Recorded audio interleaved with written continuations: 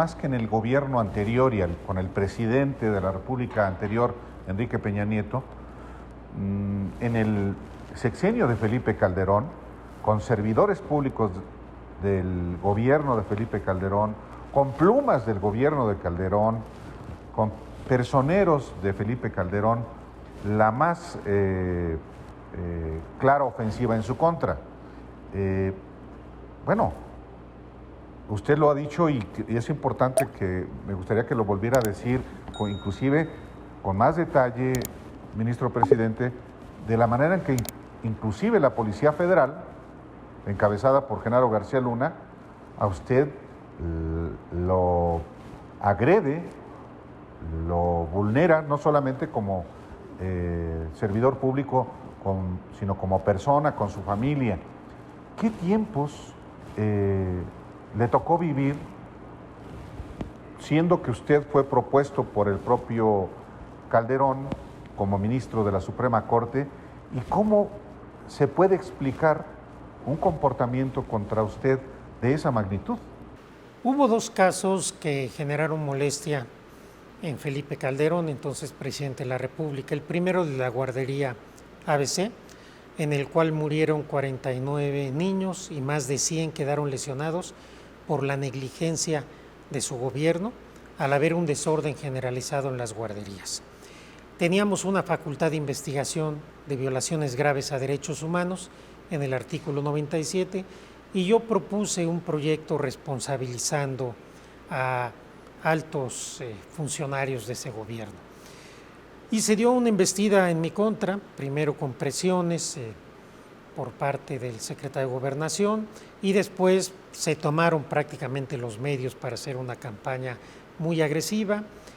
Dije que en ese momento la corte estaba tomada y es cierto, ustedes podían venir a las 10 de la noche y estaba totalmente llena de funcionarios públicos del gobierno federal y al final ahí están las grabaciones de las sesiones en el Pleno en donde yo defendí mi proyecto y defendí que se hiciera justicia a estas niñas y estos niños y la mayoría del Pleno, salvo la ministra Sánchez Cordero y el ministro Silva Mesa, pasaron por encima del derecho y de la justicia e incluso desde encima de su propia dignidad como jueces y juezas.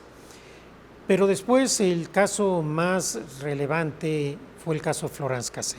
Aquí había un interés muy claro del gobierno de que se confirmara la condena a esta persona. Cuando yo fui nombrado ponente empezaron a darse amenazas muy detalladas a los teléfonos de mi oficina todos los días y cuando ya estábamos cerca de resolver el asunto, en dos ocasiones, en un domingo, conduciendo yo mi vehículo con mi familia, me cercaron 3 camionetas de la Policía Federal, se bajaron los policías con armas largas y apuntaron durante 5 o 10 minutos sin decir absolutamente nada. Pero no solo eso, sino que después se metieron a mi casa en un operativo claramente de índole de gente muy especializada, simplemente para robarse mi laptop, mi computadora, mi disco duro y todo lo que tuviera en información. Cuando esto sucede, yo se lo informo al entonces presidente de la Corte, Juan Silva Mesa. Él me dice, ¿qué te preocupa que puedan encontrar? Y yo le dije, no, Juan, lo que me preocupa es que no van a encontrar nada, como efectivamente sucedió, y le pedí que lo informara al presidente de la República.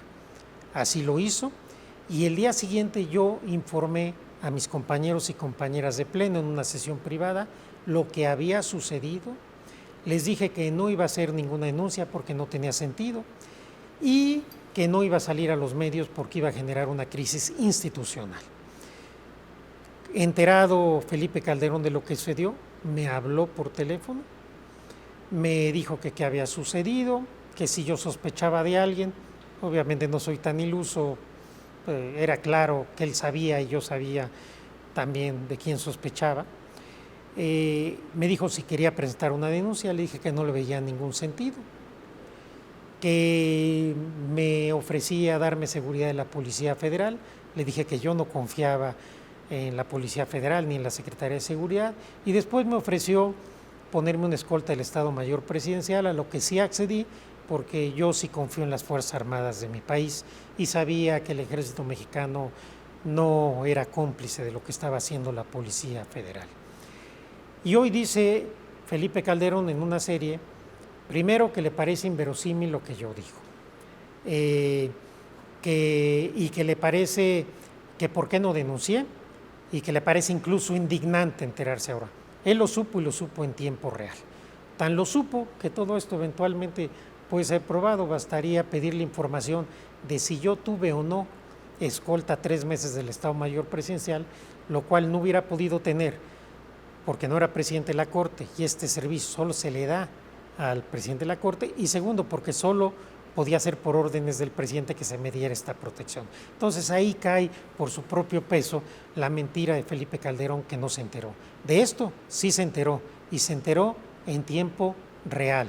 Entonces, que venga ahora a decir que yo estoy apenas denunciando y que indignante, pues sí me parece una hipocresía y una doble moral con la que se ha conducido en estos temas de seguridad ya por muchos años. Que haya sido la Policía Federal a cargo de Genaro García Luna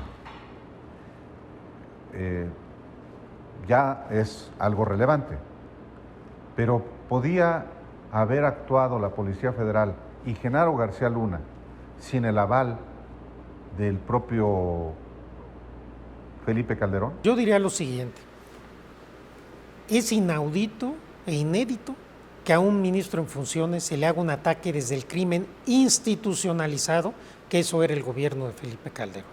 Esto es realmente gravísimo, gravísimo, que suceda algo así a un ministro en funciones. ¿Qué le habrá pasado al resto de la gente durante este sexenio, que hoy viene a alegar el Estado de Derecho y todo lo que nosotros vemos que dice todos los días?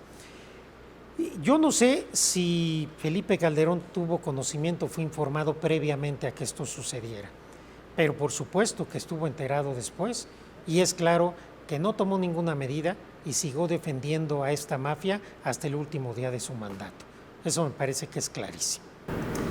Ministro, habría que preguntarse, porque con su testimonio, hay muchos testimonios de actores políticos que hablan sobre cómo advirtieron a Felipe Calderón de Genaro García Luna, desde activistas, desde policías que estaban cerca de él, políticos le advirtieron a Felipe Calderón. ¿Qué mueve a un presidente, usted que ha estado con 3 presidentes, qué mueve a un presidente para llevar tan lejos una mentira? Mire, yo no podría hablar por él, eso lo tendría que responder él. Yo simplemente señalo los hechos que a mí me tocó vivir y que consecuentemente, por eso siempre digo, ahí sí que había presiones no solo a los jueces, a los ministros de la Corte, y no solo presiones, amenazas, intimidaciones.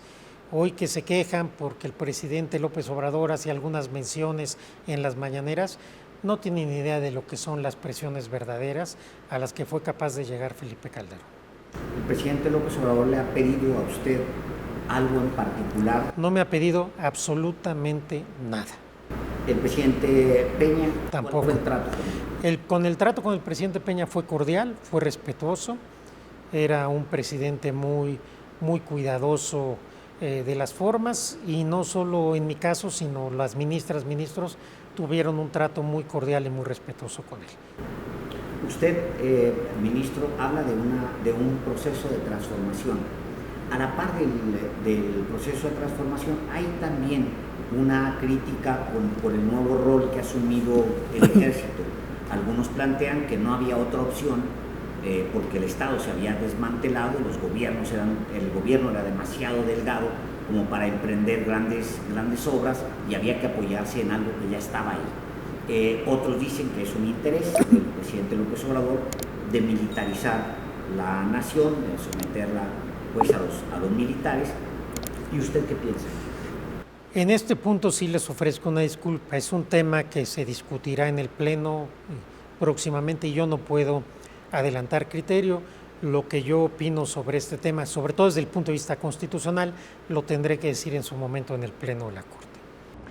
Yo quisiera regresar a una expresión que usted expuso hace un momento. Crimen institucionalizado, dice, para referirse a lo que ocurrió en el gobierno de Felipe Calderón. ¿Puede desarrollarlo? Sí, por supuesto. Nosotros hablamos siempre del crimen organizado, que es la delincuencia de alto nivel que tiene bandas. Pero cuando se cometen delitos y actos ilícitos desde el poder del Estado, con la fuerza que implica la inteligencia, las armas, la capacidad de fabricar culpables, de meter gente a la cárcel, de torturar, etcétera, y se hace como un sistema, yo creo que eso es un crimen institucionalizado, porque es el crimen, el delito desde el poder, pero no por un error, no por un exceso, sino por una convicción de utilizar el poder para eso, para abusar de él y para abusar sobre todo de los que menos se pueden defender. ¿Qué casos, por ejemplo? Yo creo que hubo una tendencia en esa administración de no respetar el Estado de Derecho, de no respetar el debido proceso, de practicar la tortura como un método de investigación, de no cuidar los derechos humanos. Creo que al menos el tiempo que me tocó a mí ser ministro en la primera sala, llegaron muchos temas de este tipo, porque se dice el caso de Florence Cassé porque fue un caso mediático, donde bueno, se llegó a niveles de una descomposición en el proceso que generó un efecto corruptor porque todo era falso, todo fue fabricado. Pero como este caso, hay muchos otros donde la única prueba era la tortura o alguna otra anomalía muy, muy grave, y donde en la primera sala de la Corte dejamos en libertad gente pobre, indígenas, mujeres, etcétera. No ha sido el único caso el de Florence Cassé.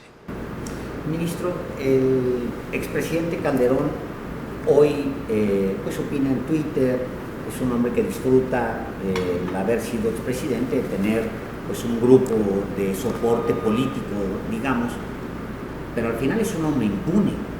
Es decir, todo lo que sucedió en su gobierno está en total impunidad, incluyendo estos señalamientos que hace usted y que hace mucha gente con respecto a él. ¿Qué le dice eso de este país? Yo no podría opinar sobre un área que no me corresponde, pero creo que lo importante, desde mi óptica personal, es que estas cosas se sepan para que no vuelvan a ocurrir. Eso es lo importante. Creo que debemos ya transitar a un país en donde las autoridades que les toca perseguir los delitos respeten el debido proceso, y si violan el debido proceso, sea por error, porque se pueden cometer y se cometen en todos los países, no por una instrucción de que no nos preocupemos por los derechos humanos. Creo que a partir del caso Florence Cassé cambiamos el paradigma, es un parteaguas. A partir de entonces se habla del debido proceso, y esto ha sido importantísimo porque a pesar de que sigue habiendo errores, abusos, injusticias, no hay comparación con lo que teníamos antes. Por eso creo que el caso Florence Cassé fue importante, obviamente, porque se dejó en libertad a una mujer que injustamente estaba privada de su libertad, pero fue más importante porque es un precedente para todas y todos los mexicanos, y que a partir de ahí tenemos una justicia penal diferente en México.